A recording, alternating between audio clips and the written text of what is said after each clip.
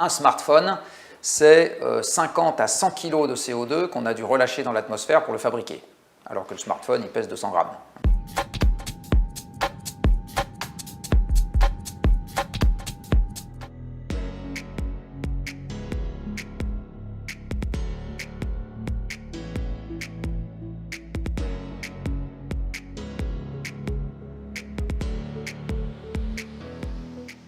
Pour fabriquer le matériel, il faut aller chercher des métaux dans les mines, il faut de la chimie, il faut des transports intermédiaires, etc. De telle sorte que quand on regarde où sont les émissions qui permettent de faire fonctionner l'ensemble du système, en gros ça se répartit à moitié dans la fabrication du matériel qui est nécessaire, partout, donc chez les opérateurs, chez soi, dans le réseau, et à moitié pour le fonctionnement de ces éléments de réseau, et notamment la production électrique qui, dans le monde, est faite aux 2/3 avec du charbon et du gaz, donc en émettant du CO2.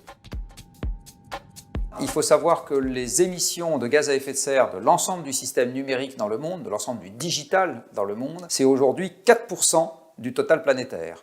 Alors 4%, c'est par exemple autant que la totalité des camions dans le monde, ou c'est les 2/3 de la totalité des voitures dans le monde, ou c'est les 2/3 de la totalité des chaudières de bâtiments dans le monde. Donc on n'est pas en train de parler de quelque chose d'anecdotique, on est en train de parler de quelque chose qui est déjà important, et surtout qui augmente de 10% par an. En gros, il n'y a malheureusement rien de moins soutenable que le digital. Si fabriquer les équipements, ça pollue, eh bien, moins on en achète, moins on pollue.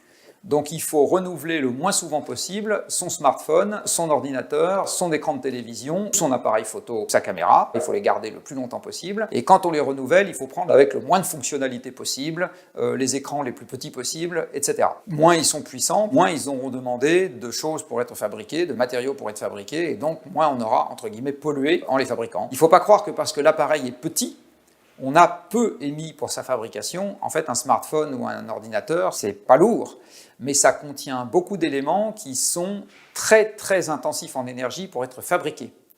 C'est le cas des semi-conducteurs. Dans un smartphone, il y a de l'or, par exemple. Il faut dépenser beaucoup d'énergie pour aller chercher un gramme d'or. Ça, c'est vraiment l'élément le plus déterminant. Une fois qu'on a l'équipement, on peut aussi moins s'en servir, parce que comme ça, on utilise moins les réseaux, on utilise moins les serveurs, et donc il y a moins besoin de construire des serveurs et de construire des réseaux pour s'en servir. Alors au niveau collectif, un truc très utile qu'on pourrait faire, c'est de ne pas déployer la 5G, voilà, qui amènera un bonheur marginal aux Français, alors que par contre elle amènera une pollution supplémentaire pas du tout marginale. Et au niveau individuel, il faut limiter l'usage de la vidéo. 80% du trafic d'Internet, c'est des données qui concernent l'usage de la vidéo. Là-dedans, vous avez en gros un quart pour Netflix et autres abonnements en ligne, un quart pour le porno, un quart pour YouTube et un quart pour tous les autres usages de la vidéo, dont la vidéo du petit dernier qu'on envoie aux voisins qui s'en contrefichent. Ce qui fait qu'on va limiter son empreinte carbone, c'est 1, regarder le moins de vidéos possible, 2, quand on les regarder en la plus basse définition possible, parce que plus la définition est élevée, plus ça crée de trafic.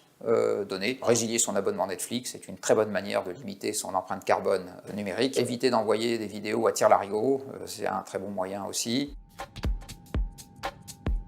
L'accord de Paris dit qu'il faut limiter le réchauffement à 2 degrés. C'est pas en évitant 1% ou 0,01% des émissions parce qu'on range un peu mieux ses semelles qu'on va y arriver. Dit autrement, si le petit pas, c'est la bonne excuse pour ne pas faire le gros pas, malheureusement, ça n'a pas beaucoup d'utilité.